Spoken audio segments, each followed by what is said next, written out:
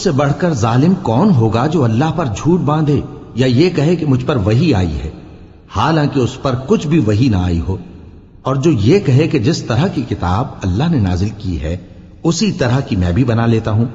اور کاش تم ان ظالم یعنی مشرک لوگوں کو اس وقت دیکھو جب موت کی سختیوں میں مبتلا ہوں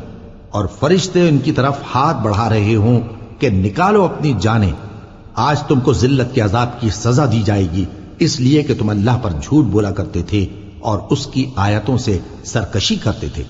اور جیسا ہم نے تم لوگوں کو پہلی بار پیدا کیا تھا ایسا ہی آج اکیلے اکیلے تم ہمارے پاس آ گئے، اور جو مال و متاع ہم نے تمہیں عطا فرمایا تھا وہ سب اپنی پیٹھ پیچھے چھوڑ آئے، اور ہم تمہارے ساتھ تمہارے سفارشیوں کو بھی نہیں دیکھتے جن کی نسبت تم خیال کرتے تھے کہ وہ تمہارے سفارشی اور ہمارے شریک ہیں۔ آج تمہارے آپس کے سب تعلقات منقطع ہو گئے، اور جو دعوے تم کیا کرتے تھے سب جاتے رہے۔